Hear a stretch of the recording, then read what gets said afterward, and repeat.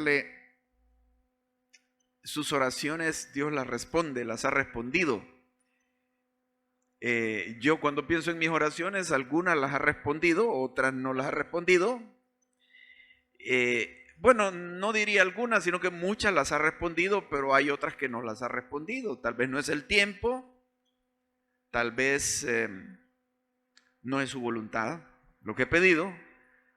Y en otras probablemente no tuve en mi corazón fe y perseverancia para haber insistido sobre eso. Pero usted quisiera que se le respondieran sus oraciones, ¿verdad? Y nos hacemos la pregunta, ¿cómo hacer oraciones eficaces? Dios tiene respuestas sobre eso y de eso quiero que hablemos en esta mañana.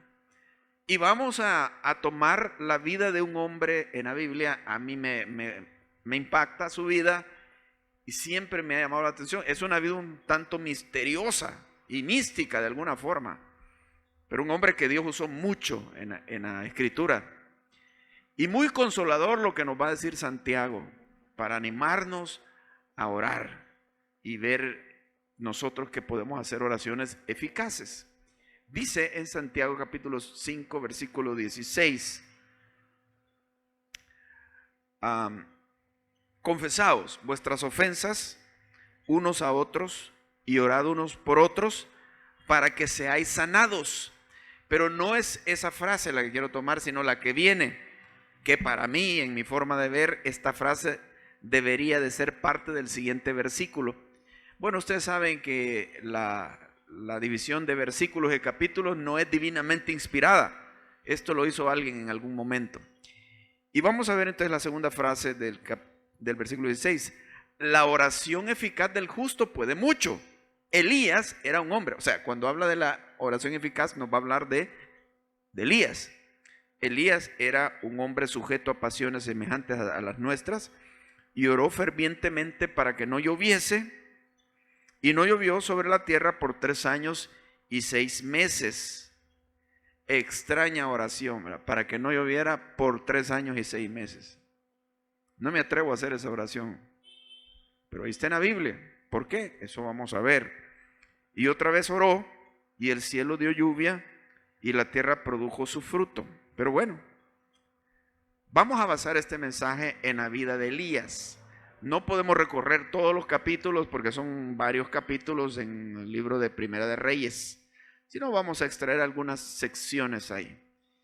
Pero queremos poner a Elías como el hombre modelo de la oración eficaz, porque Dios respondió muchas oraciones de él de una forma poderosísima y milagrosa. Pero veamos lo primero que nos dice acá. Dice que Elías era hombre sujeto a pasiones semejantes a las nuestras. En realidad la palabra, ahí en griego, es una palabra un poco extraña. Sería homoiopdes. ¿Cómo es? Bueno, poco extraña. Es una palabra compuesta, que lo que significa literalmente afectado similarmente. Cuando dice Elías era hombre sujeto a pasiones semejantes a las nuestras, está diciendo que él era afectado de la misma forma que nosotros. O sea, lo que nos está diciendo es que Elías no era algo especial como ser humano, porque nosotros vemos a mucha gente como casi perfectos y por eso Dios les responde la oración, sino que era un hombre como nosotros. Aquí dice sujeto a pasiones semejantes a las nuestras. Ahora, la palabra pasión tiene dos caras, dos lados. Uno es una pasión como un deseo de lograr algo. Tengo pasión por aquello. Pero pasión también significa sufrimiento. Algunas veces pues son diferentes las palabras en griego, cuando se utiliza como para un deseo y cuando se refiere a sufrimiento, pues se habla de la pasión de Cristo. Entonces no está hablando de los deseos de Cristo, sino de los sufrimientos de Cristo. Entonces, podríamos decir que esto está abarcando una gama de cosas como serían debilidades, defectos de carácter, problemas que nosotros de forma personal llevamos y que solo Dios y nosotros conocemos, y muchas veces ni nosotros lo hemos reconocido. Y también la gente que vive muy cercana a nosotros y nuestra esposa o su esposo conocen esos defectos. Entonces Elías era un hombre semejante a nosotros. Ahora, pero Santiago nos dice, era hombre sujeto a pasiones como las nuestras, pero oró fervientemente y Dios hizo que dejara de llover. Entonces Santiago nos está alentando, diciéndonos, si es cierto, ustedes al pensar en ustedes mismos van a ver cosas que probablemente los descalifican a sus ojos. ¿Por qué Dios te respondería tus oraciones? ¿Crees que te las va a responder? Creo que una de las cosas que anda ahí en nuestra mente es que quizás yo no soy suficientemente digno para eso. No creo que Dios escuche a mí, a Elías sí, pero a mí no.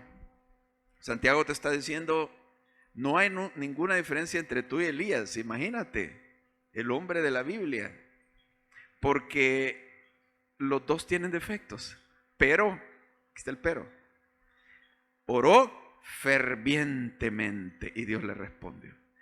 Así que con todo y tus defectos, Dios lo que está viendo es tu corazón, las actitudes de tu corazón. Cuando habla de que oró fervientemente, es que ese tipo de oración, a pesar de él mismo, era una oración que atraía a Dios, inclinaba los criterios de Dios para responderla. Entonces no tiene que ver con que tú seas perfecto, sino que es el tipo de oración que va a salir del fondo de tu corazón. Si Elías oraba de forma ferviente, es porque el corazón de él tenía asuntos que hoy queremos estudiar, que fueron los que hicieron que Dios le respondiera. No está entonces en el aspecto exterior de la oración, qué técnicas de oración emplees, sino que está en lo que tú tengas en tu corazón. Y eso queremos hablar en esta mañana. Y creo que todos podemos calificar para hacer este tipo de oraciones. Claro, aquí nos vamos a basar en algunos pasajes de Primera de Reyes para hablar de Elías. Pero bueno, vamos con lo primero. Dios ve el quebrantamiento. Y cuando decimos ve, es que Dios le pone atención a tu quebrantamiento. Dios valora tu estado de quebrantamiento. ¿Qué es quebrantamiento? Viene de quebrar, que estás quebrado. Quebrado en tu autosuficiencia, en tu yo, en tu ego, en tus expectativas humanas. Y esto sucede cuando, a raíz de un evento que nos ha quebrado, o de un sufrimiento que estamos llevando, nuestra autosuficiencia baja y nos damos cuenta lo necesitado que estamos de Dios. Y miren, esto aparece varias veces en la Biblia, la palabra quebrantamiento, los quebrantados de corazón. Y la Biblia lo pone como una condición magnífica para ser escuchado por Dios. Este tipo de oraciones son, iba a decir bárbaras, sí, bárbaras, porque Dios las oye. Y por ejemplo dice que Dios no quiere holocausto, sino que el mejor holocausto para Dios es el espíritu contrito y humillado. Dice, a este no despreciarás tú, oh Dios. ¿Qué había sucedido en la vida de Elías? Miren, había pasado cosas tremendas, donde él había visto cosas que lo habían quebrantado. ¿Qué nos puede quebrantar a nosotros? Una enfermedad nos quebranta, nos hace ver lo mortales que somos. Un pecado que nos hace caer, nos hace ver lo orgulloso que hemos sido. Dios nos puede hacer morder el polvo llegar hasta el fondo. Y ahí viene el quebrantamiento. Les digo, les advierto que no toda la gente que sufre se quebranta. Hay muchos que sufren, pero siguen con altivez. Y no solo asuntos nuestros, sino que asuntos que le pueden suceder a otras personas, a nosotros nos puede quebrantar. Y son aquellos momentos duros, difíciles, pero que de forma extraña nos quitan las ínfulas que hemos tenido y nos dejan con una conciencia de lo que en verdad somos, necesitados de Dios. Elías había visto la deserción de muchos israelitas y esto lo había quebrantado porque era una época de apostasía donde había llegado un gobierno peor que otros gobiernos. Ese rey Acab y la reina estaban desviando y habían contagiado a los israelitas y iban detrás de ellos a la adoración del ídolo Baal y Astarot. Y entonces a Elías le dolía eso. ¿Cómo es posible si hemos tenido nuestro Dios Jehová toda la vida? ¿Qué les pasa? Su misma familia habían apostatado. Y qué dolor es ver su propio hermano, su propio papá, volviéndose a otra religión falsa, por conveniencia, porque por ahí ve el gobierno de la época. Y la tentación de decir como otro israelita más, mejor no lucho contra esto, sino que me voy igual que todos. ¿Qué hago, Señor? ¿Qué hacemos? Y a nosotros nos puede doler también la deserción de familiares nuestros, la caída de familiares nuestros, nos quebranta. Este sufrimiento entonces puede venir a raíz de un evento, pero imagínate que tú has caído en un quebrantamiento una tarde, pero ya a los 2, 3 días ya se te olvidó. Sufriste esa tarde, te sentiste humillado, pero a la semana siguiente todo normal. No, hermanos, cuando estamos hablando de quebrantamiento, que lo que Dios ve el quebrantamiento es que tú permanezcas toda tu vida en quebrantamiento. O sea, que siempre mantengas una actitud de humildad ante Dios. Una humildad que Él te lo enseñó en momentos duros y difíciles de la vida. Que no la olvides. Que eso te mantenga en humillación todo el tiempo ante Dios. Esto logra resultados maravillosos, aunque no parezca, y no es fácil ser quebrantado. Uno no quisiera ser quebrantado. Pero el Señor, ten misericordia de mí, que yo esté quebrantado sin necesidad que me tenga que quebrantar. Que esa sea mi actitud. Miren lo que dice este pasaje, por ejemplo. Dice, porque así dijo el alto y sublime, el que habita la eternidad y cuyo nombre es el Santo. Yo habito en la altura y la santidad, y con el ¿qué? Con el quebrantado y humilde de espíritu, para hacer vivir el espíritu de los humildes y para vivificar el corazón de los quebrantados. A pesar de los defectos de Elías, pero Elías se quebrantó ante Dios y vivía como quebrantado ante Dios. Y de esto podemos pensar que él tenía cuidado de que no tener ínfulas y que se le fueran a la cabeza los humos y sentirse vanagloriosa. ¿Quién eres tú, mi hermano? ¿Quién soy yo? Totalmente necesitado de Dios. Ni profesiones, ni dinero, ni físico, ni nada debería de enaltecernos. Tú quieres ser visto por Dios. Quieres que Dios se agrade de ti. Bueno, ahí está el camino. Que estés quebrantado. Entonces yo quiero que mi Señor se sienta agradado de mí. Vive en quebrantamiento. Vive quebrantado, hermano. Y dice, con el quebrantado, para vivificar el corazón de quienes, dice, de los quebrantados de espíritu. Tal vez algunos rechazarían esta enseñanza y quisieran algo más alegre, fórmulas diferentes. para que Dios responda. Primero, visualiza lo que quieres. Y se lo digo porque os enseña la ley de la atracción. ¿Qué es lo que quieres? Tus deseos, visualízalo, decláralo, decreta que eso va a ser así, como lo has imaginado y soñado. Ay, hermano, no saben lo que dicen. Eso cualquiera, pues, tiene deseos, los imagina y quiere que Dios los dé así nomás. Eso no es cristianismo, eso es la ley de la atracción. Es una filosofía secular. No tiene que ver nada con el camino de Dios. Y se predica. El camino de Dios es quebrantamiento. Si Dios te va a bendecir, ni modo. Lloro, llanto, pero un llanto que sana. Así que Dios te tiene en su mano.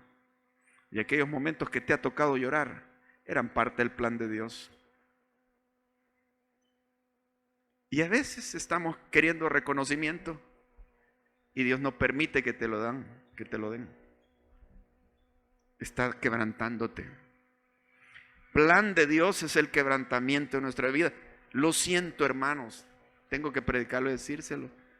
Si alguien decía, no, es que deberían de darme una fórmula, cómo ser exitoso, cómo triunfar. No se predica eso aquí, así, de esa forma, sino que quebrantamiento. Y a raíz de eso Dios, en su voluntad y soberanía, te va a usar cuando Él es el centro de tu vida, cuando vives en la presencia de Él. Pero segunda cosa también, Dios considera el celo por Él. ¿Qué es celo, hermano? Miren, el celo es una indignación cuando está siendo pisoteada la verdad de Dios, la justicia. La persona de Dios está siendo insultada. Te llena de una indignación que te hace actuar en lugar de callarte, de retroceder. Miren la condición de Elías. Todo mundo desertando, hermano. Y esto podría ser la tentación de Elías de ir con la mayoría. Y también desertar y volverse a Baal. Pero en el corazón de Elías había un celo por Dios que le hace ver, aunque otros no sigan, yo voy a seguir más a Jehová. Y aquí vamos al capítulo 19, versículo 14, donde lo expresa claramente Elías. Elías llega un momento en que él, debido a sus defectos, como vimos, igual que nosotros, tuvo temor de una amenaza y huyó. Y se fue a esconder a una cueva y allí Dios lo visita y lo confronta. Y muy interesante lo que dice Elías, la explicación que él da. Y dice en el 19, versículo 13.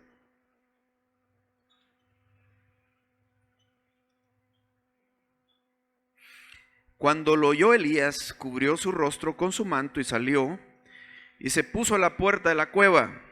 Y aquí vino a él una voz diciendo, la voz de Dios, ¿verdad? ¿Qué haces aquí, Elías? Él respondió, he sentido un vivo celo por Jehová de los ejércitos. Porque Jehová estaba siendo pisoteado y su verdad también. Por los que decían ser pueblo de él. Los mismos amigos íntimos de Elías habían apostatado, su familia también. Eso lo había quebrantado enormemente, pero había levantado en él un celo, como aunque solo yo quede, voy a hacer algo. Y de verdad él creía que había quedado solo, porque habían hecho una matazón de profetas de Jehová. Y parece que solo él estaba.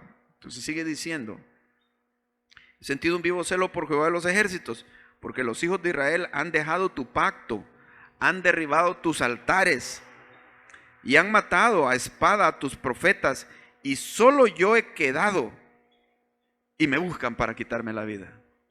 Qué triste, ¿verdad? Solo él había quedado. Wow, wow. Dios lo va a corregir porque más adelante le dice, Elías, me he reservado 7,000 rodillas que no se han doblado, no se han doblegado ante Baal. Y no, sus bocas no han besado a Baal. O sea, las imágenes de Baal besándolas. La idolatría terrible. Pero ahí está él solo. Pero miren, ese profeta es tremendo. Ocurrieron muchos milagros y este gran reto que le hace a los adoradores de Baal, donde son derrotados, expuestos públicamente, llegado el momento. Pero en este momento él está con un tremendo celo por Dios. Ahora, Dios valora eso. Cuando nosotros nos desvivimos por Él, cuando queremos que Él sea honrado, que la verdad de Él se difunda y estamos dispuestos a hacer algo por eso. Cuando le amamos a pesar de lo que somos y de nuestros defectos, le amamos y queremos su gloria y nos indignan las cosas que suceden. Dios lo valora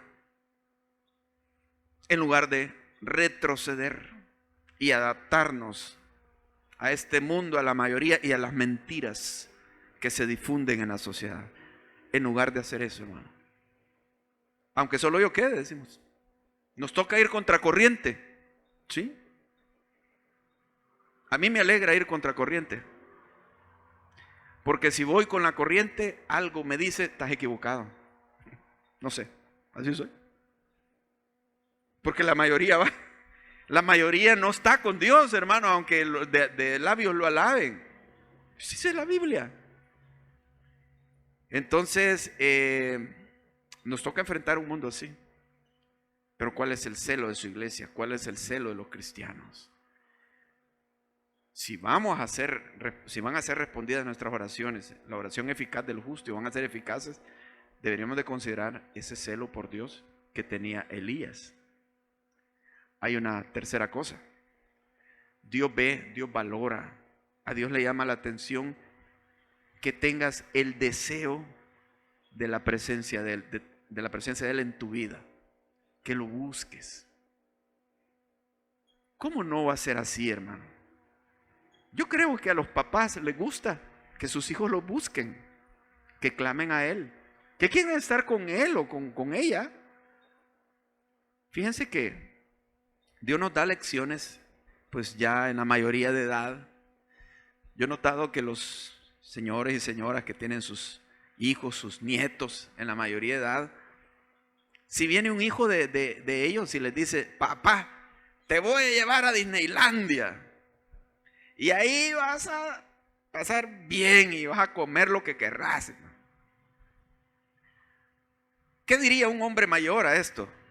O una mamá mayor, ¿qué diría? No, hija, ¿yo para qué? Disneylandia. Mamá, te voy a comprar un carro último modelo. ¿Y para qué? Ya no les interesa eso. ¿Pero qué es lo que querés? Hijo, lo que quiero es que vengas a verme. Solo eso, ¿no? Que estés conmigo. Y tal vez no se lo van a decir, pero en otras palabras, que te intereso, que me querés, que me abraces. Eso es lo que quiero. No, hermanos, así es. Se valoran las mejores cosas de la vida. ¿Y ustedes cómo creen que es Dios? Ah, mi Señor. Él es así también, hermano. Él quiere que yo lo busque, que esté con Él, que lo ame, porque Él me ama.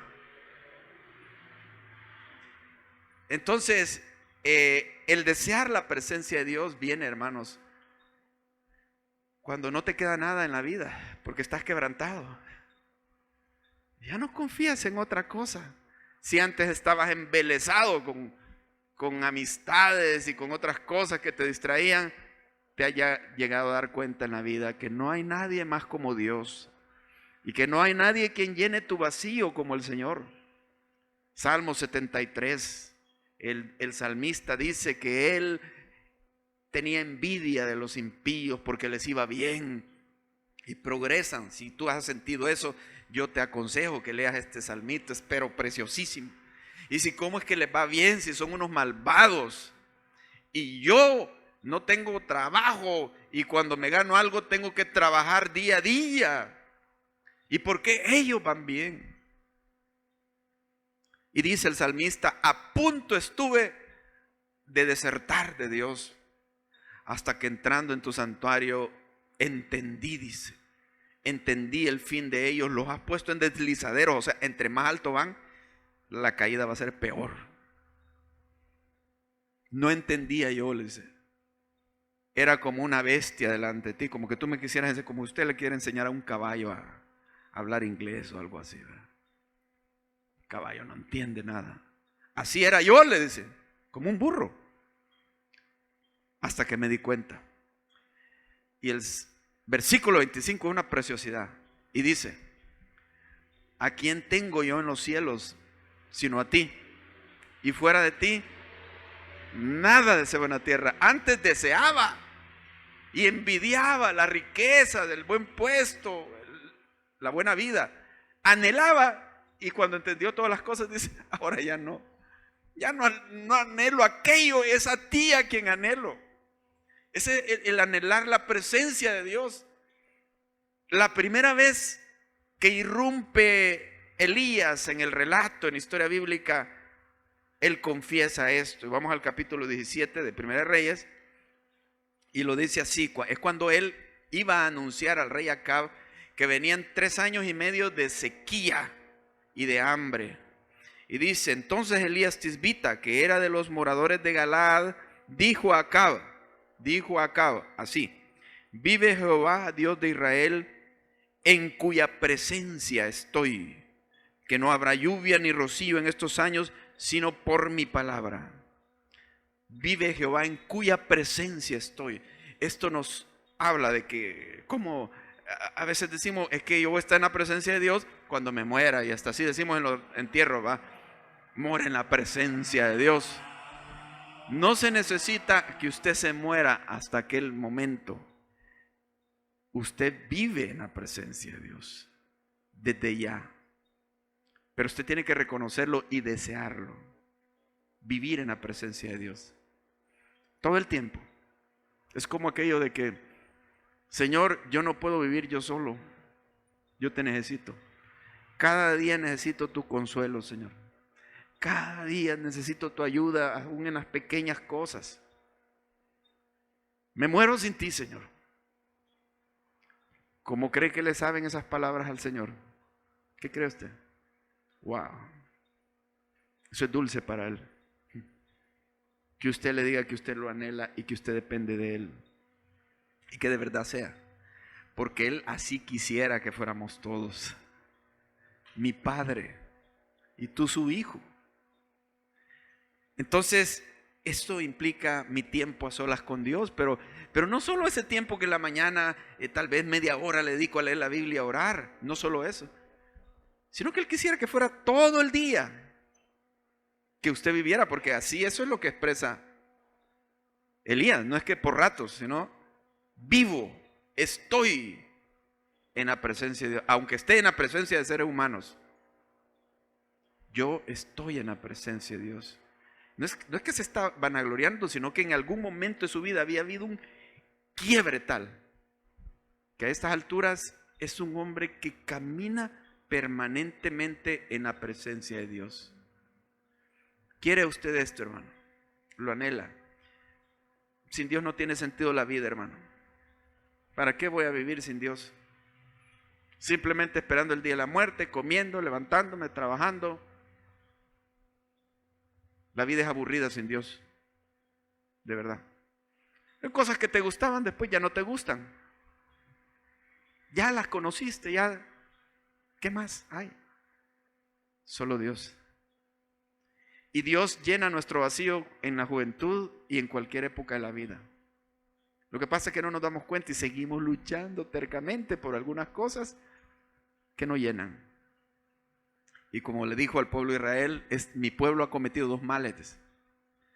Me dejaron a mí, fuente de agua viva, y se han hecho cisternas rotas que no retienen el agua. Hermanos, el Señor llena como nada ni nadie su corazón, el vacío de su vida. Y cuando eso se descubre, no quiere dejar al Señor. Quisiera vivir todo el tiempo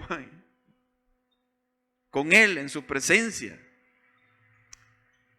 ¿Y usted cree que está la presencia de Dios ahorita aquí con nosotros? ¿Cree que sí? Sí. Claro, alguien que en este momento está cometiendo una maldad, ¿está Dios ahí? Sí está, pero no se da cuenta. Alguien que ahorita esté seduciendo a una jovencita, malvado, ni cuenta se da que Dios está ahí.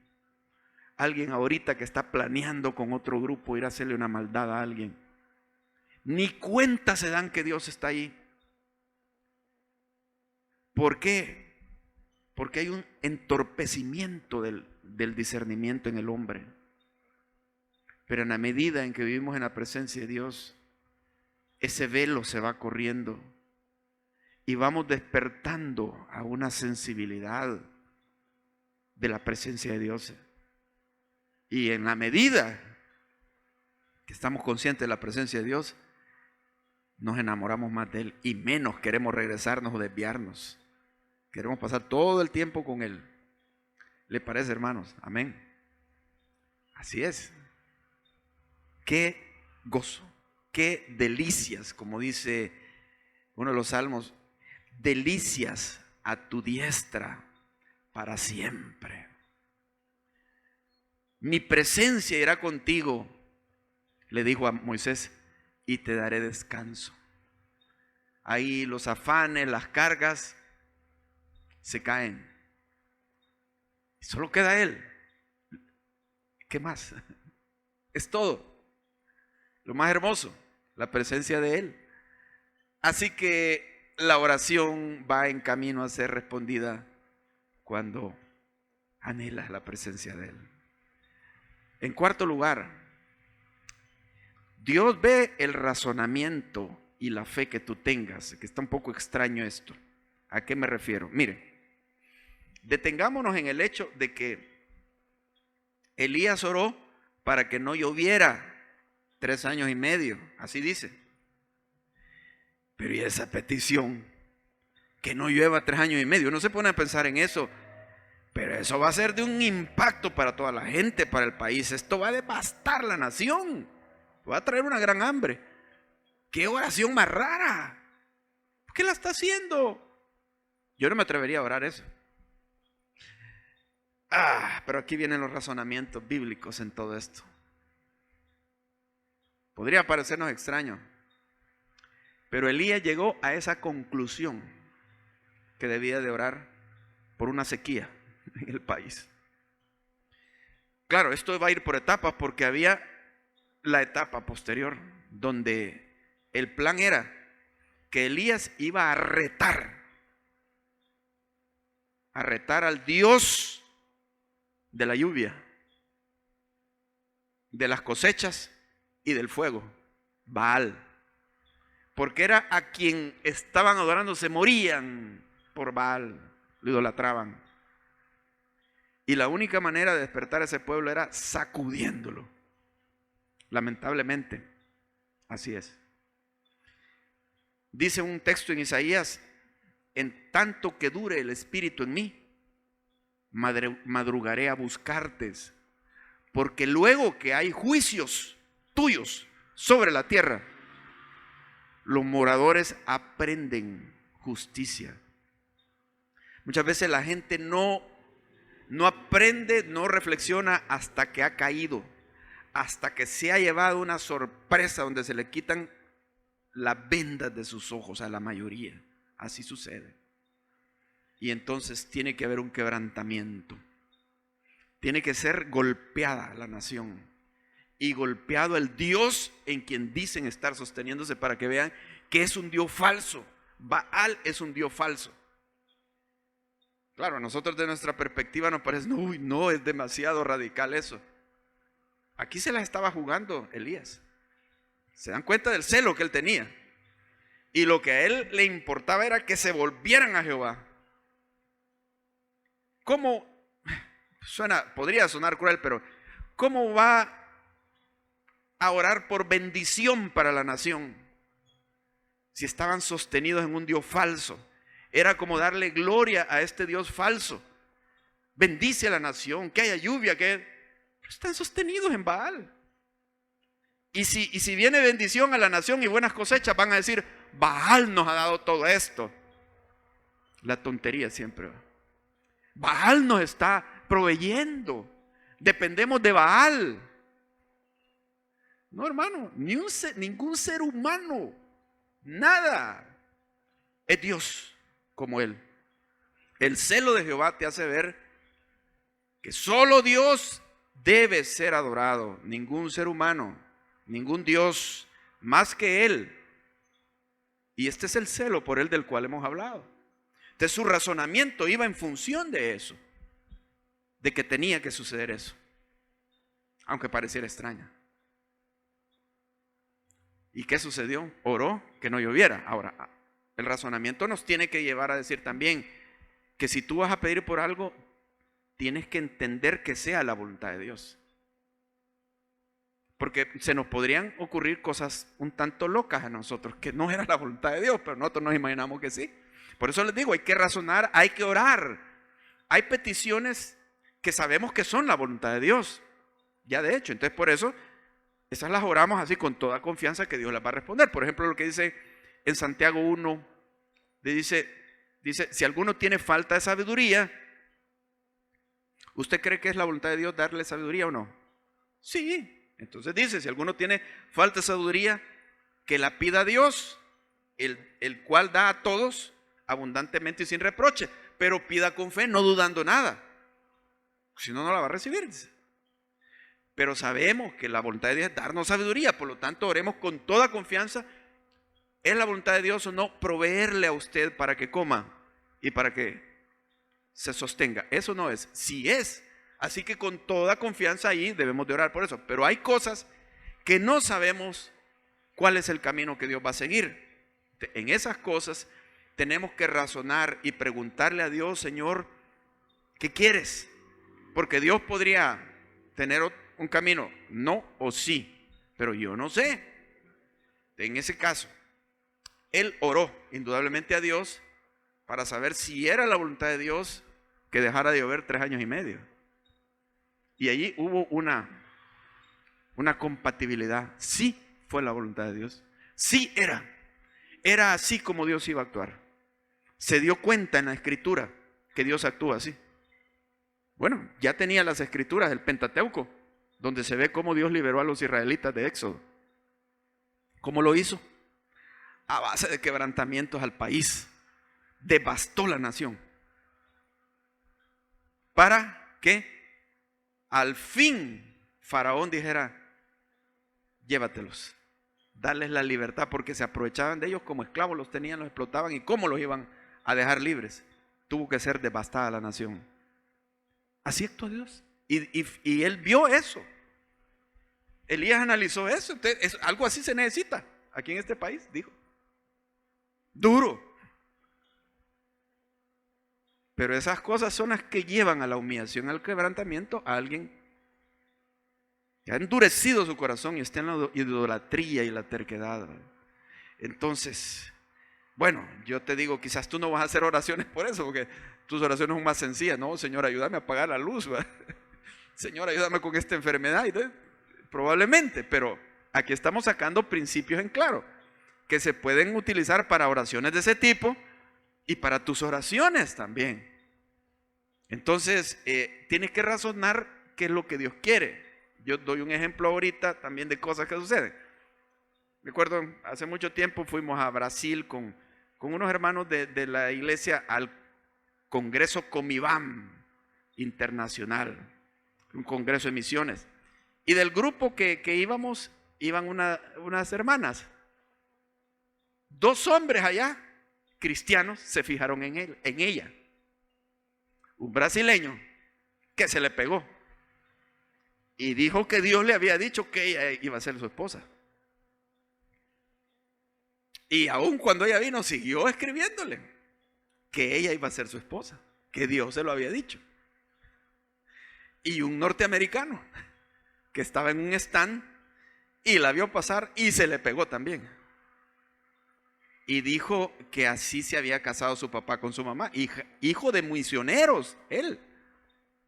Que su papá había visto a su mamá e inmediatamente supo, ella es. Y se casaron.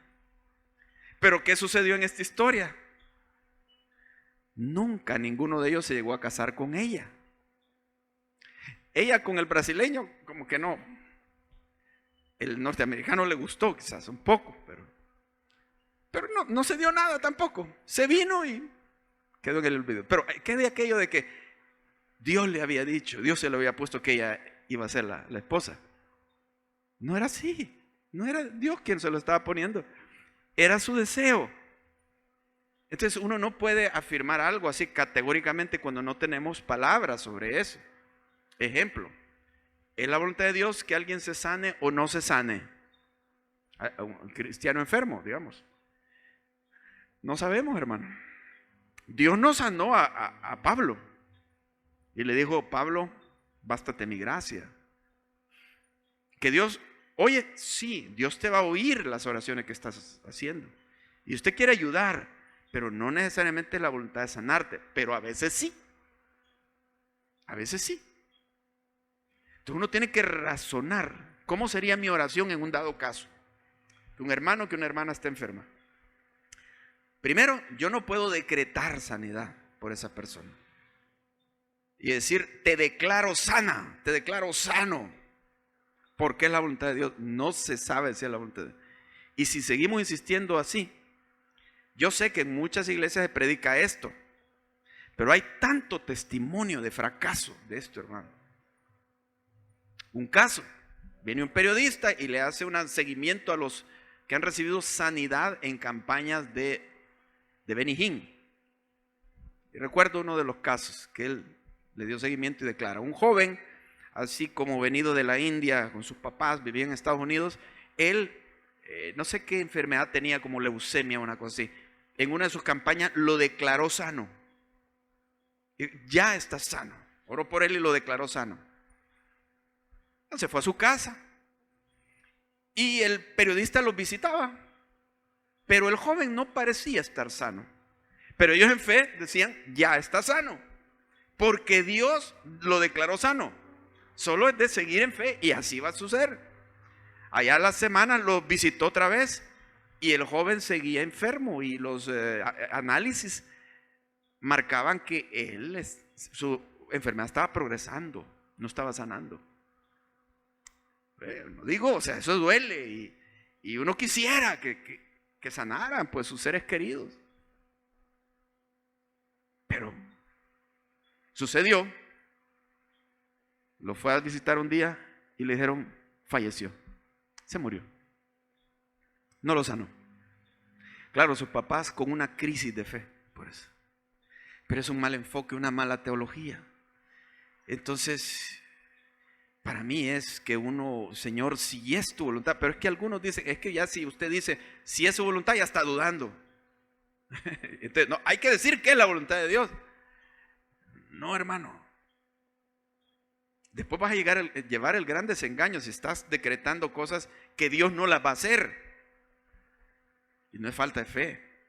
Primero razonamos, decimos, Señor, no sé si tu plan es sanarle o no sanarle, pero yo te quiero expresar mi opinión.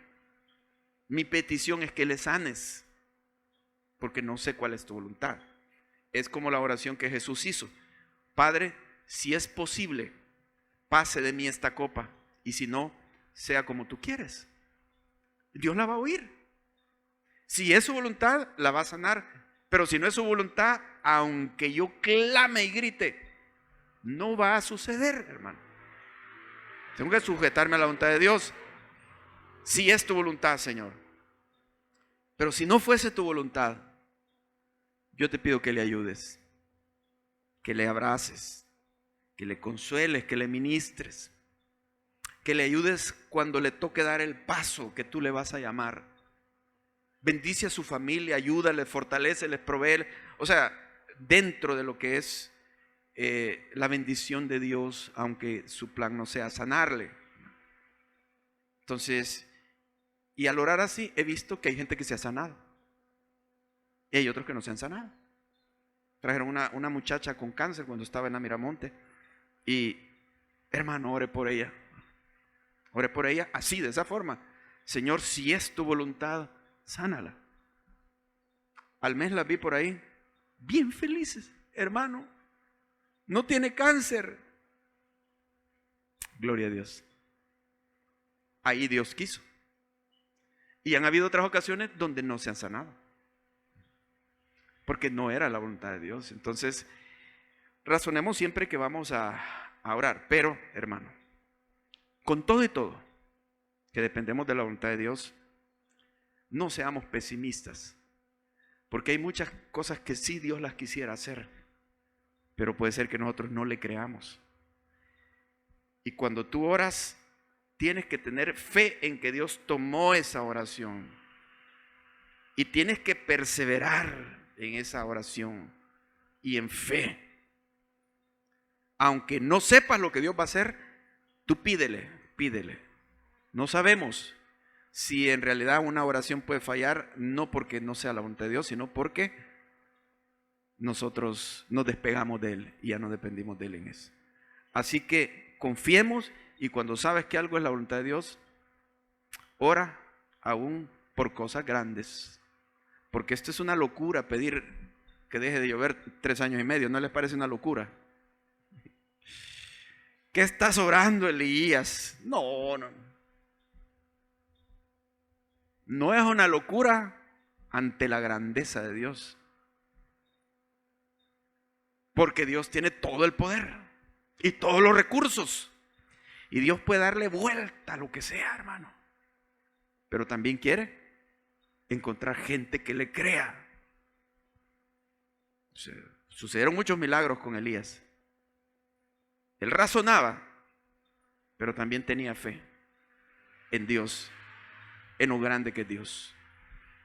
Este mensaje lo vamos a continuar porque hay otros 4 principios más que quiero compartirles en el próximo mensaje sobre esto, que va a ser dentro de 15 días.